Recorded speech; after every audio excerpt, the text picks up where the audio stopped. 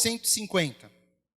Louvai ao Senhor, louvai a Deus no seu santuário, louvai-o no firmamento do seu poder.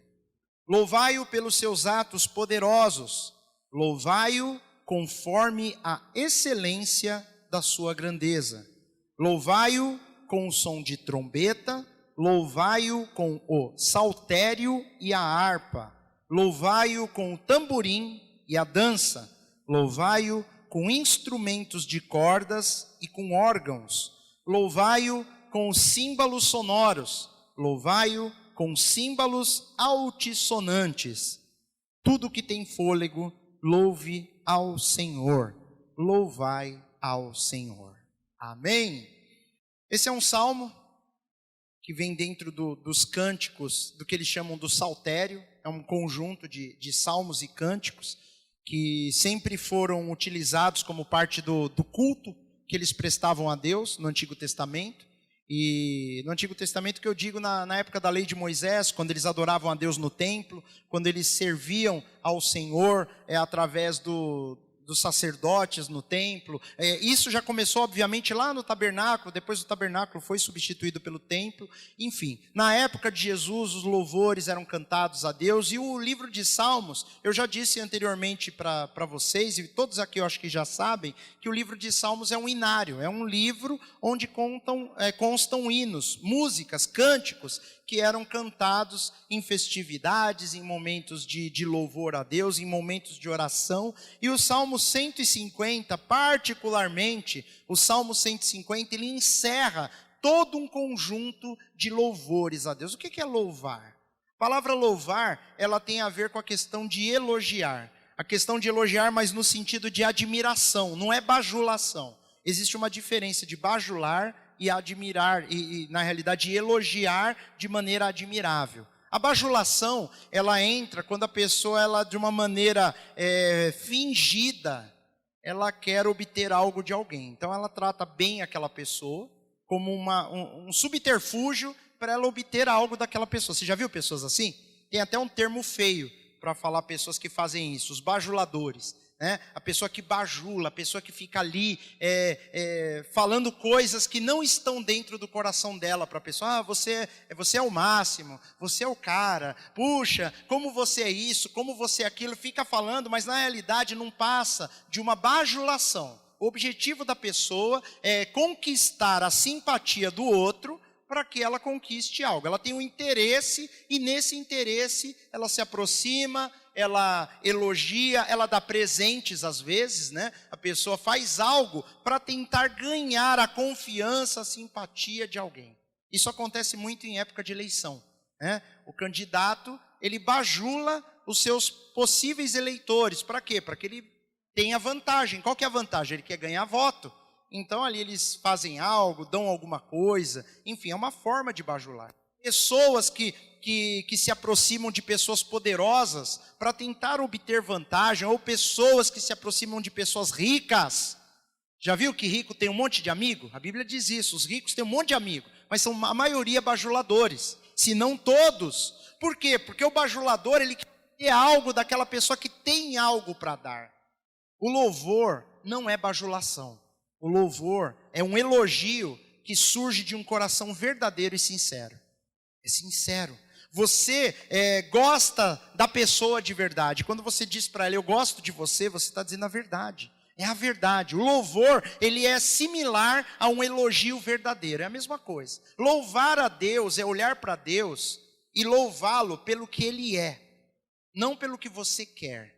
Porque tem pessoas também, às vezes eu falei de bajular homens, mas muitas pessoas querem bajular Deus. Porque alguém ensinou para elas que Deus, ele precisa de receber louvores, elogios, bajulação, para que ele faça algo. Em alguns lugares, talvez esse tipo de ensinamento, não dessa forma, mas de uma maneira oculta, de uma maneira indireta, acaba acreditando, você tem que louvar a Deus se você quer que ele te dê alguma coisa. E fica dando a impressão que o nosso relacionamento com Deus é igual a um relacionamento interesseiro entre os homens.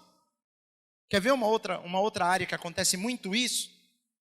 Hoje em dia já não é mais assim, mas eu não posso afirmar como uma certeza. Mas os homens e as mulheres, eles são diferentes na essência, não são?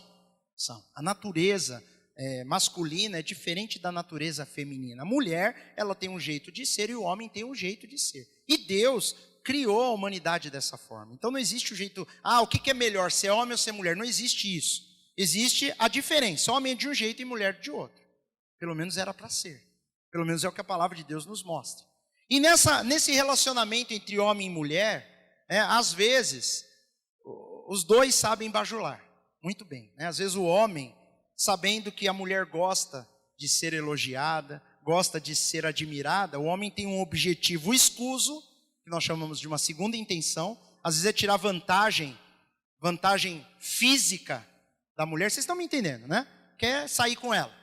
Ele vai e bajula, conta uma lorota, uma história, fala que é maravilhosa, que é linda, que é a mulher da vida dele, que é não sei o que ele está apaixonado, que ele está blá blá blá blá blá blá blá, até que dobra e a pessoa sai. E ele consegue o que quer. Depois no dia seguinte não quer nem ligar, não dá nem as caras. Não me erra, sai daqui, sua mocreia, sua jabiraca, sua não sei o que lá, né? Por quê? Porque era uma mera bajulação. E isso acontece. Muitas vezes também, a mulher vê, né? Tem também, a mulher também sabe bajular. Às vezes ela tem um interesse ali naquela pessoa. Poxa, esse cara aí, tô feita. Como é que é? Casa, comida, roupa lavada e 40 mil por mês no cartão. É o sonho.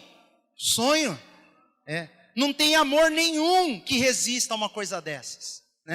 Não tem amor que resista. Mulher cresce o zoião, isso é chamado de golpe do baú, né? Tem a tal das Maria Chuteiras, que vê o cara jogador de futebol e fala, 1 milhão por mês de salário, é o amor da minha vida. Aí vai bajular, vai falar um monte de coisa, né? Pessoas às vezes que casam, pessoas novas que casam com pessoas mais velhas, porque as pessoas mais velhas têm condições de dar uma boa vida financeira, e a pessoa não vê amor, não vê nada, mas ela vai dizer um monte de coisas, ela vai bajular, ela vai tentar conquistar na conversa, e isso é desonesto em todas as áreas que nós imaginarmos, e não é diferente com Deus. As pessoas acham que Deus, ele quer ser bajulado. Não, Deus não quer ser bajulado. Do mesmo jeito que todos aqui, eu e vocês, se nós percebermos que alguém está nos bajulando, nós vamos ficar muito tristes, ou não é verdade? Se você perceber que alguém está falando algo para você só com uma intenção de obter alguma vantagem através de você, a hora que você descobre isso, é uma decepção, você fica triste. Ninguém se alegra, ninguém gosta da sensação de estar sendo manipulado por elogios, por coisas boas, porque a hora que a máscara cai, queridos, é terrível, Imagina você lá, saber que o fulaninho, a fulaninha quer casar com você e não tem nada a ver por quem você é, mas é o que você pode fornecer para ela. O dia que você descobre isso, você quer morrer. Você sabe que a pessoa nunca gostou de você e falava um monte de coisa. Dizia, vocês estão entendendo onde eu quero chegar? Deus, ele não quer ser bajulado. Deus, ele é amor.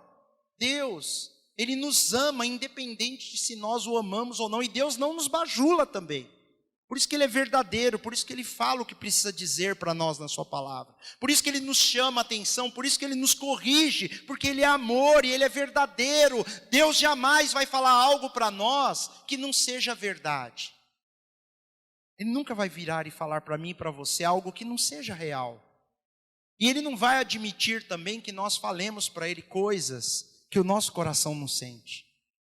Porque se você lidar comigo, e você falar para mim assim, eu amo você, eu gosto muito de você, eu não sou onisciente, eu posso acreditar.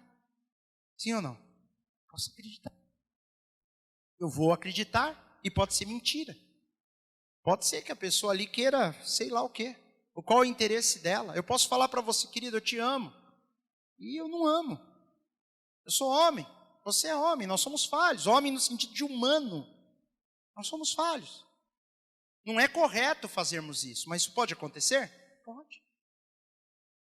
Mas imagina Deus que conhece todas as coisas, Ele que é soberano, Ele que é onisciente. Imagina eu chegando diante de Deus e falando, Deus, eu te amo. E Ele olha para o meu coração e fala, ama nada. Eu conheço o teu coração. Você quer uma casa própria. Eu sei que você não me ama. Eu sei que você está atrás do que eu posso te dar. Isso é sujo. Isso é ruim. Tudo bem que nós somos necessitados, nós precisamos de um monte de coisa. E nós olhamos para a Escritura e nós vemos que Deus é um Deus poderoso, que Ele pode fazer todas as coisas por nós. Mas chega uma hora, queridos, que você começa a ouvir a palavra de Deus, você começa a andar com esse Deus maravilhoso, e essa palavra começa a te mostrar que existe alguém que criou todo o universo, e Ele ama você de uma forma que você nunca imaginou. E a hora que você entende esse amor, é esperado que esse amor desperte em nós o mesmo amor por Ele. A Bíblia diz que Ele nos amou primeiro quando ainda éramos pecadores. Então a Bíblia está dizendo, quando nós éramos pecadores, nós não o amávamos. Eu sei que tem gente ainda que acredita que antes de conhecer a palavra de Deus, ela amava a Deus, ela acredita nisso. Mas a Bíblia diz que não, nós não amávamos. Porque Ele diz, Deus nos amou primeiro, quando ainda éramos pecadores. Mas ainda eu sou pecador, eu não deixei de ser. Mas essa palavra, ainda éramos pecadores, significa quando ainda não conhecíamos a verdade. Jesus falou, conhecereis a verdade vos libertará. Quando eu conheço a verdade, eu já não sou mais o mesmo. E aí eu entendo que antes de eu conhecer essa verdade revelada nas Escrituras, eu não amava a Deus. É o que a Bíblia diz.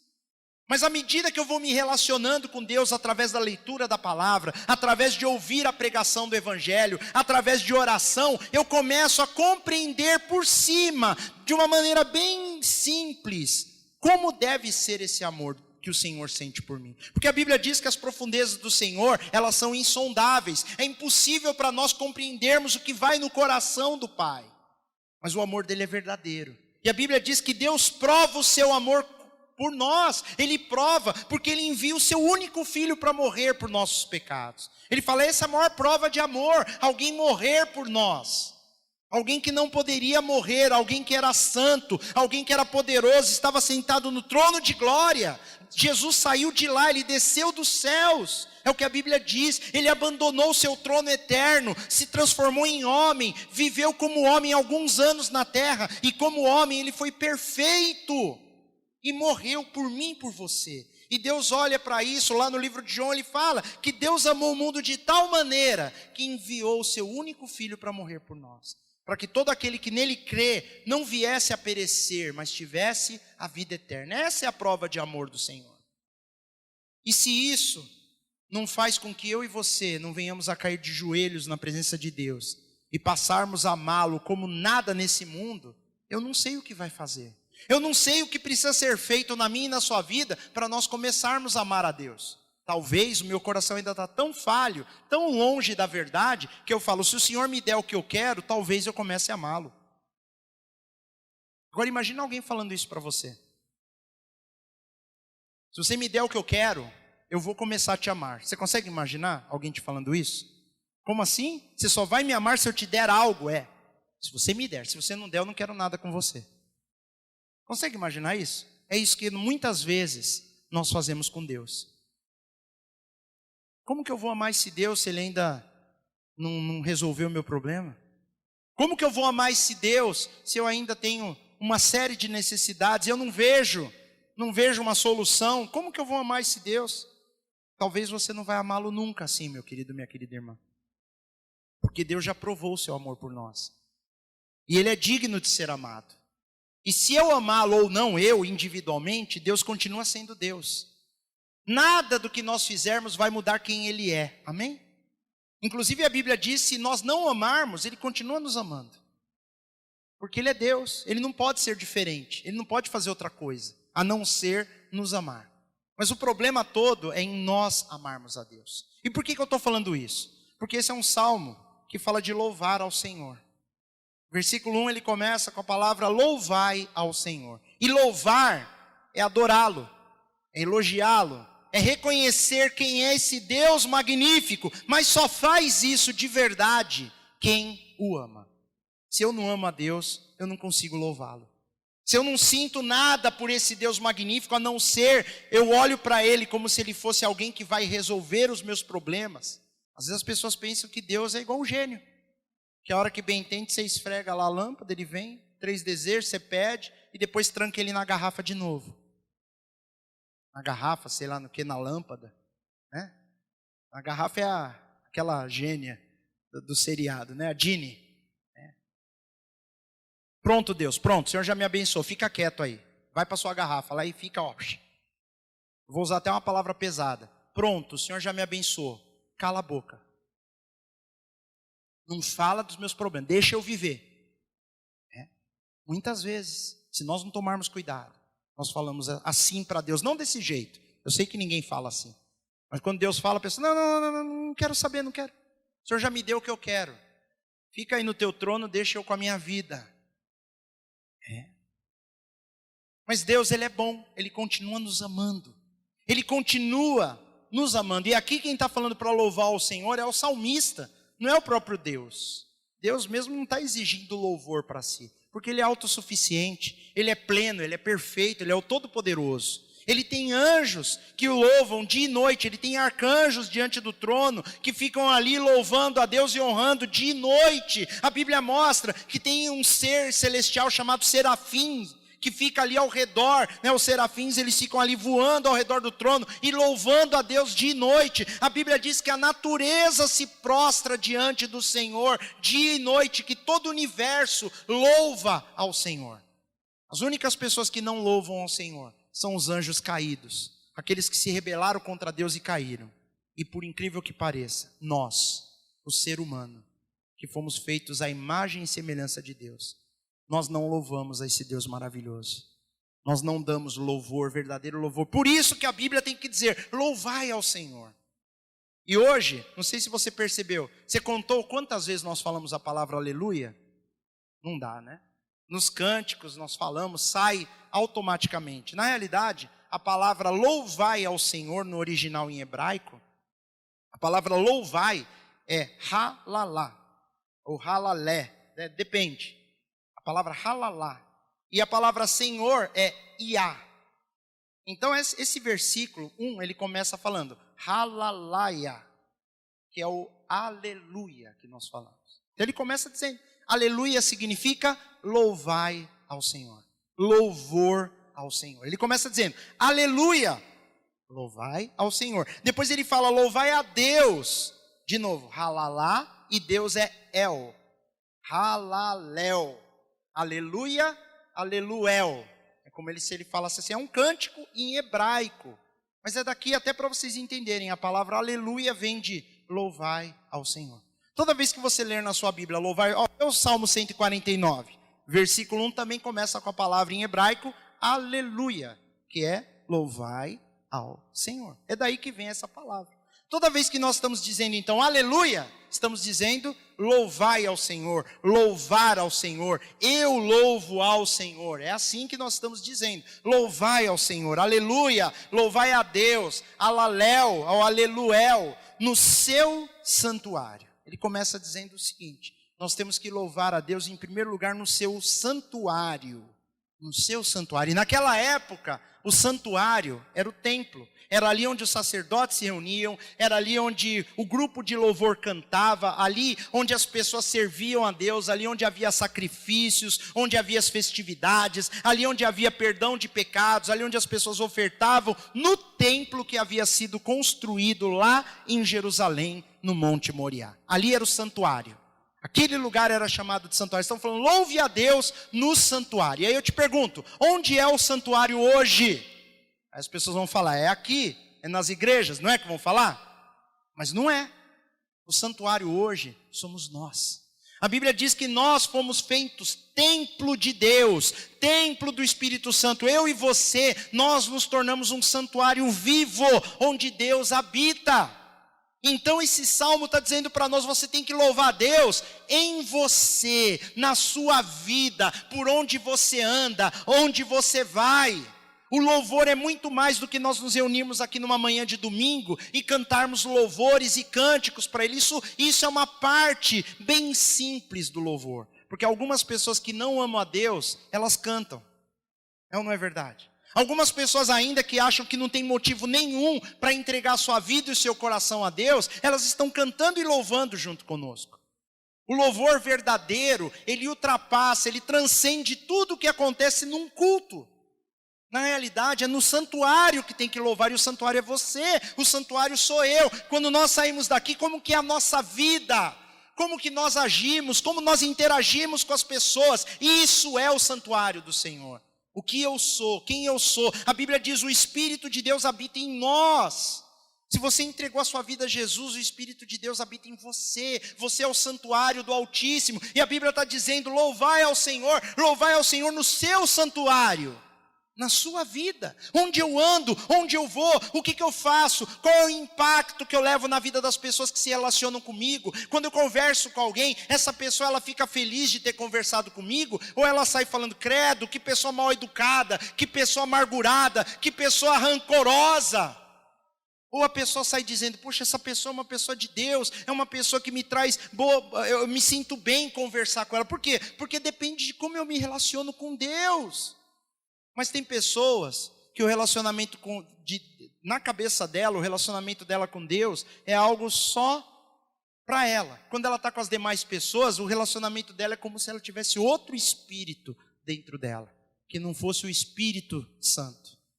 As pessoas lá fora, elas se relacionam com outras pessoas, que as pessoas olham para ela e descobrem, às vezes, que ela é cristã, que ela vai numa igreja, e fala, bem, é por isso que eu não quero.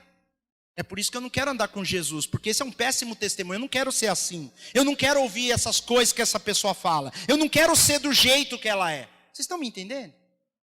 Por isso que a Bíblia fala, louve a Deus, mas louve no santuário, na sua vida. Por onde você for lá, naquela época, era lá no santuário, eles não tinham o Espírito de Deus dentro deles. Tinham que ir no santuário, era uma nação onde todos eram crentes. Todos eles, toda a nação de Israel.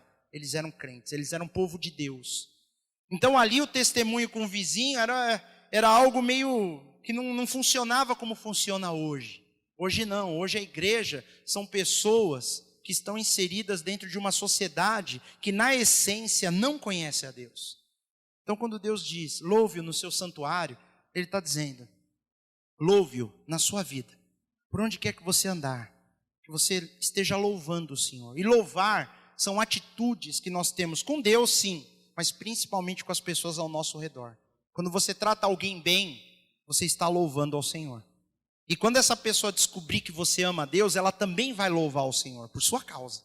Se você é um bom funcionário lá onde você trabalha, depois de um tempo você vai fazer o seu patrão, o seu empregador, o seu encarregado, começar, ainda que de uma maneira simples, ele vai começar a falar, glória a Deus.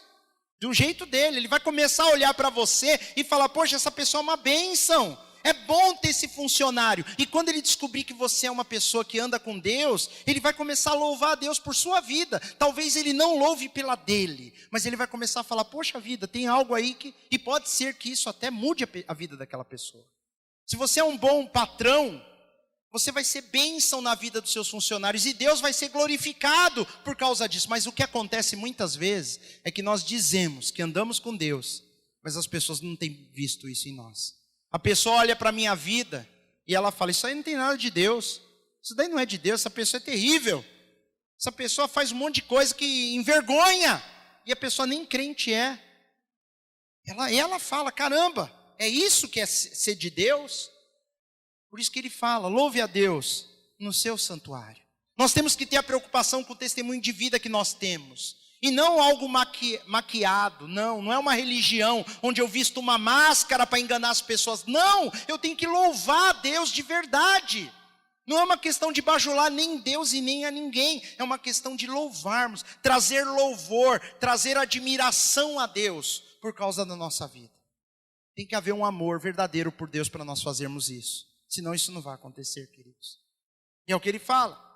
Louvai a Deus, aleluel, no seu santuário. Louvai-o no firmamento do seu poder. Agora, ele expande a visão. O firmamento do poder é uma forma de se referir ao local onde habita, onde está o trono de Deus. Firmamento do poder é o lugar inatingível pelo ser humano, é o lugar mais santo de toda a criação, é o lugar onde Deus está. o firmamento, de lá de onde vem o poder dele. E quem está lá no firmamento do poder dele? Jesus. Ele fala, nós temos que adorá-lo em primeiro lugar na nossa vida, louvar ao Senhor na nossa vida, fazermos com que Deus seja conhecido, seja exaltado, Ele seja honrado na nossa vida, mas tendo a noção de que o nosso louvor, ele é capaz de chegar até o firmamento do poder de Deus. Quando você está cantando para Deus, com alegria, de verdade, aquilo é do seu coração e você ama cantar para Deus, não é que você ama cantar, tem gente que gosta de cantar. Quando a pessoa canta porque ela gosta de cantar, ela só está alimentando o que a Bíblia fala que é a carne dela. Ah, eu amo cantar. Aí dá um microfone e a pessoa canta, ela se realiza. Mas se ela cantar aqui, cantar no videokê, cantar num público de 1000 pessoas, cantar um forró, cantar um sertanejo, cantar uma música romântica, para ela é cantar, ela gosta de cantar. Vocês estão entendendo? Diferente de quem gosta de cantar para Deus. Quem gosta de cantar para Deus não precisa de um microfone na mão. Ele canta em qualquer lugar, onde ele estiver. É diferente. Vocês estão entendendo a diferença? Quem quer louvar, louva. Então nós temos que ter essa consciência. Quando você canta para Deus de verdade, quando você louva o Senhor, quando a igreja se reúne para louvar a Deus, e aquele louvor é genuíno, é verdadeiro, as pessoas estão verdadeiramente crendo que elas estão cantando para atingir os céus, a Bíblia diz que lá no firmamento do seu poder, o nosso louvor chega. Jesus, ele ouve, ele recebe. Eu imagino às vezes que Jesus até levanta da cadeira para ouvir o nosso louvor. O trono, né? Cadeira não, trono. O rei tem trono, né? Chamar de cadeira. Mas ele sabe o que eu quis dizer, né? Imaginei uma cadeira linda. Ele levanta. Às vezes nós estamos aqui batendo palma. Não sei. Eu não sei como é que é a sintonia no reino espiritual. Mas de repente eu imagino até o Senhor batendo uma palminha e sorrindo. Você está cantando para Ele. Você acha que Deus vai desprezar o nosso louvor que é genuíno e verdadeiro? Não! Deus, ele recebe, senão não tem sentido nós louvarmos a um Deus que está surdo, um Deus que não se emociona com uma expressão de gratidão e de alegria do seu povo. Não! Deus, ele se alegra. Deus, eu falo que Jesus levanta do trono, porque eu vejo lá no livro de Atos dos Apóstolos, quando Estevão, ele está morrendo apedrejado, ele vê os céus abertos, ele vê Jesus de pé, porque a Bíblia diz que ele está sentado no trono do lado do Senhor, mas na hora que ele está morrendo, ali ele está dando um louvor a Deus com sua vida, ele deu um bom testemunho, ele está morrendo, a Bíblia diz que os céus foi aberto, e ele viu Jesus em pé, como se Jesus ali tivesse mostrando para ele que o que ele fez foi digno de Jesus se levantar no trono. E eu creio que é assim comigo e com você também. Quando nós fazemos algo que verdadeiramente atinge o coração do Senhor, alguma coisa que verdadeiramente mostra o quanto nós aprendemos a amá-lo, o quanto que nós reconhecemos que nós precisamos dele, eu tenho certeza que Deus, ele se envolve no nosso louvor. Eu tenho certeza que nós somos capazes de contagiar os anjos do Senhor e eles louvam conosco. Eu creio nisso. Eu creio. Quando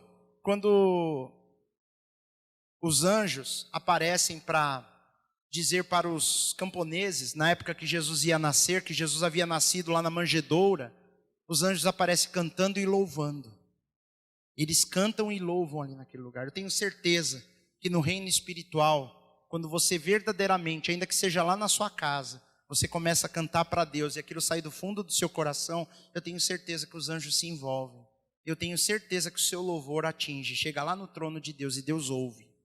Ele é onisciente, ele é capaz de ouvir o seu louvor, o seu clamor, a sua oração. Ele não vai ouvir só quando você chora e pede alguma coisa, mas ele principalmente, ele vai ouvir quando você é grato, quando você consegue levantar o seu louvor e a sua adoração a esse Deus maravilhoso. Ele ouve, ele participa, ele recebe, ele se alegra. É o que as Escrituras nos mostram. Deus, ele não pode resistir a um coração grato, a uma pessoa. Ah, mas essa pessoa só procura a Deus quando precisa de alguma coisa. Não, isso não é louvor.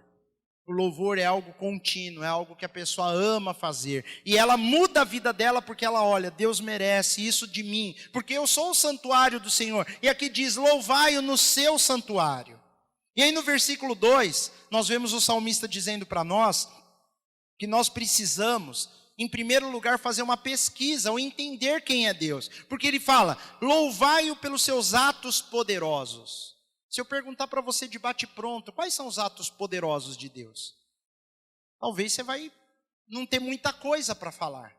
Mas quanto mais você identificar em tudo que Deus já fez, os atos poderosos dele, mais você vai louvar a Deus. Mais eu vou me sentir motivado a louvar esse Deus. Então eu começo a olhar para a Escritura, eu vou lendo coisas, eu vou ouvindo coisas a respeito do que Deus fez, e essas coisas vão enchendo o meu coração, e eu começo a louvar a Deus pelos atos poderosos. Ele criou os céus e a terra, Ele criou todo o universo, Ele criou o homem à imagem e semelhança, Ele me ama, Ele enviou o seu único filho, Ele coloca o seu Espírito Santo dentro de mim, e por aí vai. Ele mudou a minha vida, Ele transformou o meu casamento, me deu esperança, Ele me deu uma nova visão de mundo, Ele me salvou, Ele tem uma vida eterna prometida para mim. Como eu posso não amar um Deus desse? Como eu posso não cair de joelho e me render completamente a um Deus que transformou toda a minha existência? Eu não sou mais a mesma pessoa por causa do que Deus fez, por causa da interferência dele na minha vida, e eu louvo a Deus por isso. É por isso que ele está falando, louvai-o pelos seus atos poderosos. Porque às vezes eu pergunto, louvar a Deus por quê? Aqui ele está dando o mapa da mina, ele está dando a direção, ele está dando o fluxograma, para como você chega no resultado. Primeiro, pelos atos poderosos. Nós temos que aprender a estudarmos a Deus. Uma pessoa, quando ela quer se relacionar com outra, ela dá um jeitinho de investigar a vida da pessoa, não dá? Sim ou não? Antigamente era mais difícil, hoje está mais fácil. Hoje tem rede social. A pessoa quer começar a namorar, ela vai lá e fuça no Facebook do outro. Não é assim? Vai lá e dependendo do que ela postou, já falei, isso aí não é para mim não. Não quero nada com isso, né? É uma boa dica, viu, queridos? Eu sei que todo mundo já sabe disso, né? Mas você quer, mas muitas vezes ali também a gente sabe que a pessoa maquia. A pessoa ali escreve só, ali é tudo maravilhoso, é tudo bonito, é tudo belo. Até a foto é retocada, né? Você vê umas fotos lá, quando você vê a pessoa de perto, você fala, não é a mesma pessoa, irmã, seu vizinho, né? A pessoa retoca, enfim. Mas até para ver isso, você vê uma foto toda bacana e olha para a pessoa, ela está meio derrubadinha, você fala, tem que tomar cuidado. Porque uma pessoa gosta de maquiar as coisas, esconder, enfim. A pessoa investiga. Você vai contratar um funcionário, hoje, com recurso de internet, você levanta a vida inteira da pessoa. Você sabe tudo, tudo. Inclusive, eu vou dar uma dica para você, meu irmão, minha irmã. Evite ao máximo expor o que você quer falar em qualquer lugar que vai ficar gravado. Que é quase impossível hoje. Tudo que você escrever um dia pode ser usado contra você.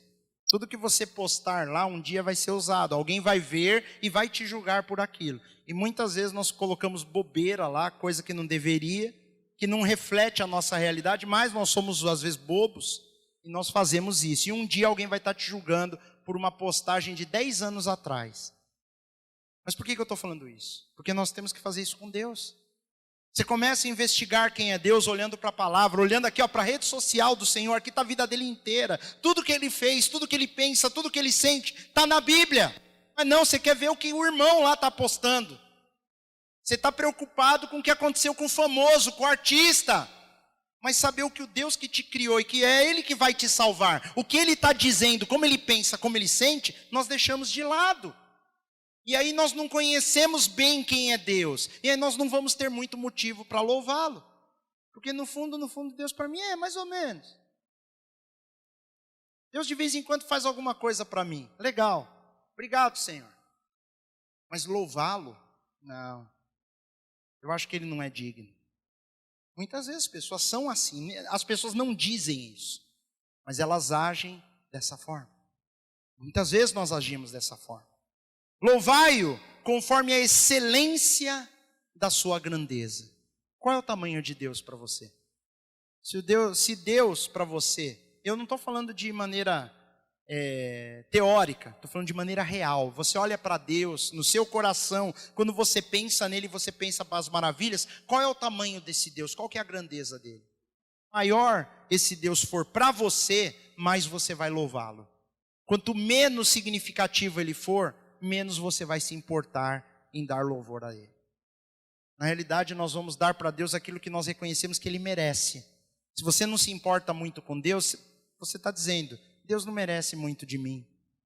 Eu não gosto dele tanto assim, a ponto de eu doar a minha vida, oferecer a minha vida, dar o melhor do meu tempo, dar o melhor do meu louvor, da minha alegria. Não vou fazer. Porque Deus, Ele não tem, para mim, a excelência da sua grandeza, Ele é mais um, Ele é um gênio da lâmpada. Ele é um fazedor de milagres. Então, tá bom assim, o que eu estou dando para Ele está de bom tamanho. Mas à medida que você vai conhecendo esse Deus, à medida que você vai se relacionando mais e mais com Ele, com mais profundidade, você vai reconhecendo quem Ele é. Você começa a olhar para o que Ele já fez na tua vida, para o que Ele tem feito nas Escrituras. Lembrando que Ele vai nos amar primeiro. É o que a Bíblia diz, não tem nada de errado nisso. Infelizmente, nós só vamos reconhecer o amor de Deus depois que nós entendermos. Nós só vamos dar o nosso amor para Deus depois que nós entendermos e reconhecermos o amor que Ele tem por nós. Isso vai ter que acontecer primeiro. Isso é um trabalho de pesquisa. Ouvir bastante mensagens, ler bastante a palavra, mas na realidade ler mais a palavra. Leia a palavra de Deus, para você conhecer esse Deus, para você saber quem Ele é, seus atos poderosos, a excelência da sua grandeza. E aí ele vem no versículo 3, 4 e 5. E ele fala, o louvor, apesar de ser algo na sua vida, algo que tem a ver com um relacionamento sincero e real, ele envolve música. E aí vem a resposta, por que canta tanto? Eu gosto, legal, palavra boa, mas tem muita música. Eu não gosto muito da música, né?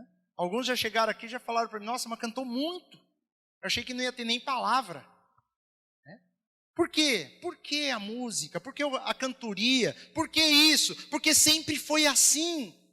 Sempre houve louvor a Deus. O livro de Salmos é um inário. São 150 cânticos que eles registraram, que eles cantavam. Jesus aparece ele cantando na ceia. Fala, eles cantaram alguns hinos. E aí ele foi para o Calvário. Ele sabia que ele ia ser morto. Ele sabia que ele ia ser entregue. E ele não deixou de louvar a Deus. Ele não deixou de cantar ao Senhor. Aquele que por toda a eternidade sempre recebeu louvores, agora ele está aqui como homem louvando também, para deixar o recado para mim, para você, meu querido, a nossa vida tem que louvar a Deus, e ele usa vários tipos de instrumentos, porque às vezes as pessoas são seletivas com os instrumentos musicais. Esse instrumento aqui é um instrumento usado para tocar rock, esse instrumento aqui é para batuque não sei aonde, então é melhor a gente evitar, e a Bíblia não fala nada disso. Ele fala primeiro no versículo 3, sons de trombetas. Trombeta é um instrumento de sopro, é um instrumento que anunciava a guerra, era um instrumento que tocava nos dias das festividades, era um instrumento que se tocava quando o inimigo estava vindo, era um instrumento de alerta, mas também era um instrumento de festividade. A trombeta era com um chifre longo que eles tinham, que fazia uma curva, e eles tocavam aquele som, tipo um chofar. Ele fala, use trombeta, mas não só trombeta, louvai-o também com saltério. O saltério era um tipo de viola, um tipo de harpa, feito com uma caixa de madeira acústica, com cordas. Dizem aí os estudiosos, os arqueólogos, que algumas tinham 7 cordas, outras tinham 10, e tinha uma forma de tocar, mas era um instrumento de cordas. E ele continua falando, e harpa. A harpa também é um instrumento de cordas. Ele fala, então os instrumentos de sopro, de cordas. Versículo 4, louvai-o com tamborim. Tamborim, um tamborzinho pequenininho que hoje se usa até no carnaval se usa. Ele pega lá o tamborim, uma baquetinha, não é? Sabe aquele tamborzinho, tamborim. Lógico que na época o tamborim era diferente, mas era um tamborim. Ele está falando, louve, use o tamborim, instrumento de percussão, instrumento de batida, que hoje seria algo similar às peças de uma bateria, as peças, a caixa, o surdo, o bumbo. Ele está falando, use os instrumentos musicais, a música. Eu não sei, o nosso tempo é curto para falarmos dessas coisas, mas não sei se alguém já estudou sobre a música. As notas musicais, elas têm valores matemáticos precisos. Você faz cálculos matemáticos, nós vemos que é uma perfeição da criação de Deus, inclusive nas notas musicais. Há uma perfeição matemática, a harmonia musical ela é matemática. ela é um negócio perfeito. Se você fizer uma música com a melodia correta, com a métrica certa, a pessoa ouve a música, ela se sente bem. É ou não é verdade? A música tem esse poder. A música instrumental, não precisa nem ter letra. Uma música bem tocada, bem feita, ela tem o poder de mudar a alma da pessoa. Nós falamos sobre harpa, a Bíblia mostra que o rei Saul, ele era um homem que tinha um coração complicado, e algumas vezes ele ficava possesso por espíritos malignos. E ele mandava chamar Davi, que tocava uma harpa. E com essa harpa, quando Davi tocava a harpa, a presença do Senhor enchia aquele lugar. E aquele espírito maligno deixava Saul. Então nós vemos que a música, ela tem um lugar na vida espiritual do crente. A melhor forma de você aprender a palavra de Deus é cantando uma canção que seja baseada na Bíblia. E você decora versículos, você decora trechos da Bíblia. A música que eu cantei no começo, louve-o em seu santuário, louve-o lá nos altos céus, louve, ó terra louve. É o Salmo 150. Eu cantei ali no violão de propósito. Louve-o pelo seu poder, louve o seu grande nome, louve ao mundo, louve. Desde o levantar do sol, louve ao Senhor, desde o leste ao oeste. O que tem fôlego, que ele fala aqui no final, todo aquele que tem fôlego, último versículo. O que tem fôlego, louve ao Senhor para sempre. E tudo que em mim há, louve a Deus. É um cântico feito em cima do salmo. Às vezes a pessoa não leu o salmo, mas ela já cantou a música. Então o louvor é uma forma de Deus impregnar na nossa alma, no nosso coração, de uma maneira melódica, até a própria palavra dele. A música é boa. A música, ela é uma expressão de quem é Deus. É lógico que tudo que é bom pode ser usado para o mal também. Eu posso fazer uma música falando um monte de besteira. Às vezes você está parado na rua, passa um carro do seu lado falando uns negócios e fala, meu Deus, isso é música. A pessoa está xingando ali tudo que é possível. E você fala, transforma uma música em algo absurdo. Mas a música, ela nasceu no coração de Deus. Os anjos, a Bíblia diz que eles cantam e louvam a Deus eternamente. Eles cantam. Nós vemos lá no livro de Apocalipse, eles cantando a Deus toda hora. Toda hora fala, e aí eu vi os anjos, e os anjos cantavam, louvavam, louvor e cântico, caminham juntos. E ele continua falando aqui, o som do tamborim, e aí vem algo que é pior ainda para os irmãos. Os irmãos às vezes querem arrancar alguns versículos da Bíblia, mas ele fala o quê? Dança. Dança. E a gente fala, eu não concordo com dança. Você não tem que concordar com nada que seja diferente do que a Bíblia diz, amém, queridos? Eu não tenho que escolher nada. Eu também não sou muito de dançar. O máximo que eu faço é uns passinhos, né? Passinho. Mas a Bíblia diz que Davi, ele ficou tão feliz quando a Arca da Aliança estava voltando para Jerusalém, e ele veio na frente da arca dançando, saltando, e ele ficou tão feliz que ele tirou a roupa real para ficar mais à vontade, e ele ficou com uma roupa comum, como a de todo mundo, e ali ele dançava e saltava, e a mulher de Davi dentro do palácio, que era uma religiosa, de coração sujo, ela olhou aquilo e falou, não, isso não pode ser feito. E a Bíblia diz que ela foi amaldiçoada, ela ficou sem ter crianças, não podia dar à luz, porque no coração dela ela não entendeu que Davi estava dançando para Deus. E aí nós olhamos aqui, louve com tamborim, com dança. Não tem como ler isso e falar que não é isso que está escrito, meu irmão. E eu estou insistindo nisso por quê? Porque tem gente que critica, né? Louvai-o com instrumentos de cordas. Guitarra é instrumento de corda. Violão é instrumento de corda, seja qual for. Se Deus não quisesse, ele não ia falar instrumento de cordas para não gerar confusão. Ele ia falar o nome do instrumento que pode, o que não pode. Ele fala, e esse não, guitarra não. Mas ele falou, louve, tudo que é instrumento você pode usar para a glória de Deus. Inclusive a nossa vida. A nossa vida é o maior instrumento que nós temos. Nós podemos usar ele para a glória de Deus ou não usarmos para a glória de Deus. Louvai-o com órgãos. Naquela época o órgão era um instrumento que funcionava de uma maneira diferenciada do órgão de hoje, mas continua sendo a mesma essência. Então eu posso usar órgão, teclado, seja lá o que for, o instrumento que for. Aí ele vem, louvai-o com símbolos sonoros. Símbolos são pratos. Pratos. Já viu o prato? Aquele que segura na mão e bate no outro e faz... Tss. Já viram? Acho que eu tenho som de símbolo aqui. Eu tenho som de tudo aqui, é que eu nunca uso isso aqui, viu, queridos? Mas deixa eu achar um símbolo aqui. Não, esse não. Esse aqui, ó. Ó, é um barulho. Tá vendo? É esse daqui, né, o som? Tem mais aqui. Tem mais símbolo em algum lugar aqui. Esse aqui é o tamborinzinho. Deixa eu ver. Ah, esse é. Opa. Barulho de símbolo. Ele falou, usa isso aí também. Isso é uma peça da bateria. Símbolos sonoros, o que geram sons, e símbolos altissonantes. Aquele que faz um barulhão. Aquele que, deixa eu ver se eu tenho símbolo. Eu devia ter visto isso antes, né? Aí eu não ia ficar procurando aqui. Mas enfim, vocês têm paciência, né? Graças a Deus. Deixa eu ver aqui. Sei lá, os símbolos aqui estão meio... eu tenho uma bateria inteira aqui, mas...